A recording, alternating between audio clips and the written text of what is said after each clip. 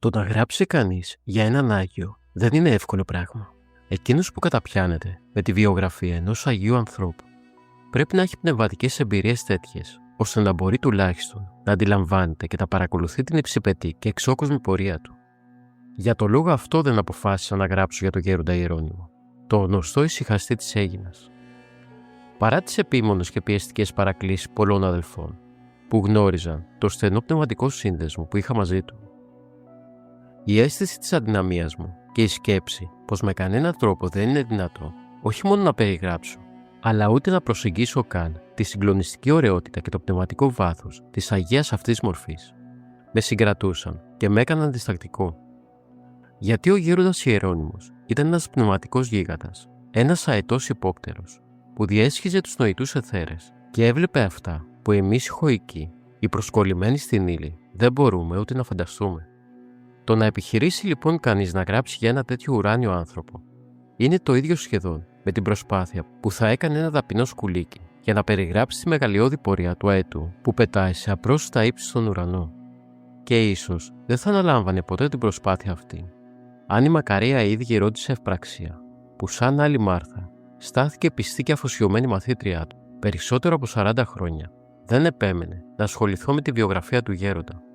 Υπακούοντας στην εντολή της και παίρνοντας δύναμη από τις προσευχές της, ξεκίνησα το έργο αυτό με συναίσθηση της αδυναμίας μου και με την πεποίθηση ότι η ευχή του Γέροντα θα καλύψει και θα αναπληρώσει τις ελλείψεις μου.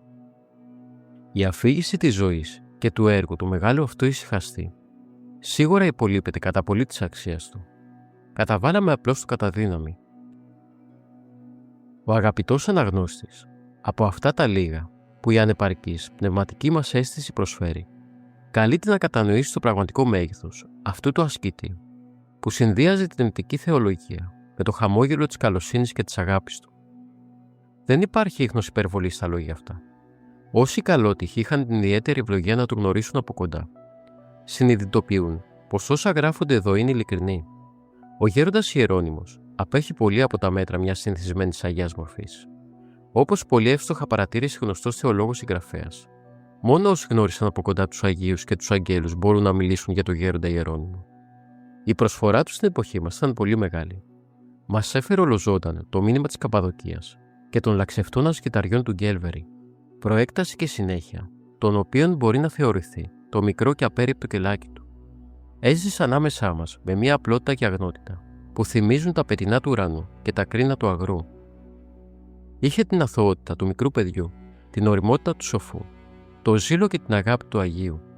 Ήταν αφοσιωμένος μαθητής των λόγων του Αββά Ισαάκ του Σύρου, ταυτόχρονα όμως και θειασότης της κοινωνικής βασιλιάδας. Το διψασμένο πλήθος βρήκε το στοργικό του πατέρα. Πολλές ψυχές πνευματικά ετοιμοθάνατες αναζωογονήθηκαν από τη θέρμη της αγάπης και της πίστης του. Όλη του η ζωή ήταν πλημμυρισμένη από αγάπη για τους αδελφούς του χριστιανούς και την Ορθοδοξία. Το ήρεμο και επιβλητικό πρόσωπό του ακτινοβολούσε την αγιότητα και την αδιάλειπτη προσευχή του.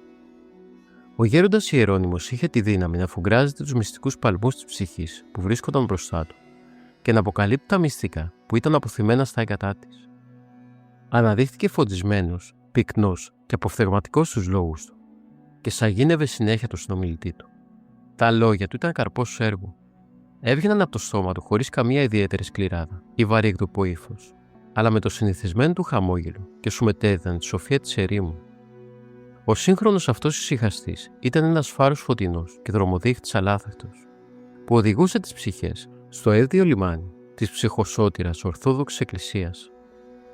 Η παρουσία του στην εποχή μας είναι εγγύηση που ο Χριστός έδωσε στους Αποστόλους για την Εκκλησία, ότι η πύλη άδου ου κατεσχήσους είναι αυτής.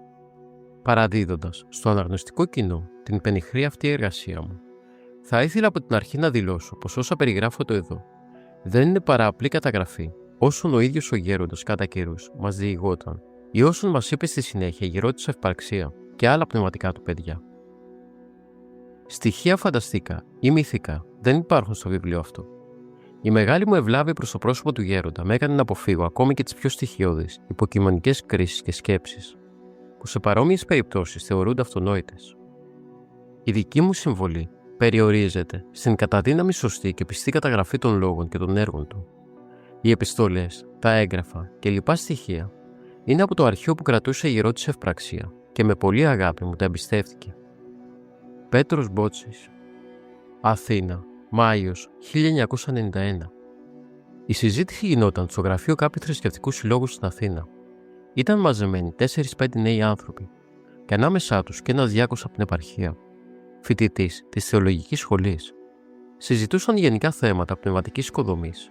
Οπότε ξαφνικά ο διάκος διακόπτει την ομίγυρη και απευθυνόμενοι στους όλους λέει: «Σκέφτομαι πολλές φορές, παιδιά, πώς άραγε να ήταν οι Άγιοι, πώς να ζούσαν, και τι δεν θα έδινα να γνωρίσω από κοντά έναν Άγιο άνθρωπο.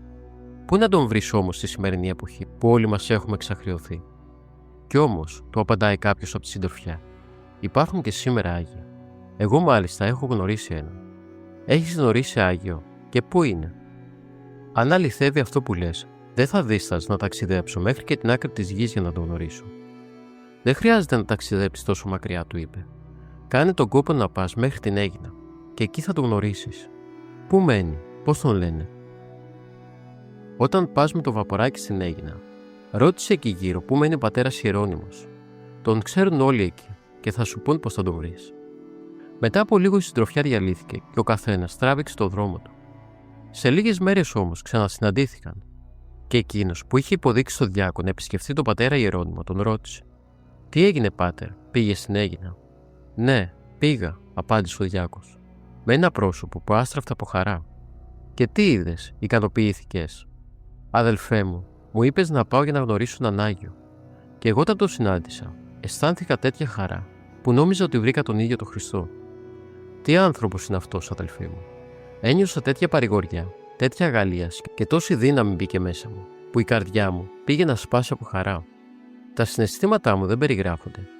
Απέναντί του αισθανόμουν σαν ένα άμαθο παιδάκι. Όλες μου οι θεολογικές γνώσεις εκμηδενίστηκαν μπροστά στο δικό του απλό μα προφητικό λόγο. Είναι ένας πραγματικός Άγιος. Αδελφέ μου, δεν βρίσκω λόγια για να σε ευχαριστήσω. Ό,τι και να πω, σίγουρα θα είναι λίγο. Μεγαλύτερη χαρά από αυτή δεν θα μπορούσες να μου δώσεις. Ο Κύριος να σου τον αποδώσει». Αυτό ήταν το πρώτο μέρος του βιβλίου «Ο Γέροντας Ιερώνυμος, ο ησυχαστής της Αίγινας».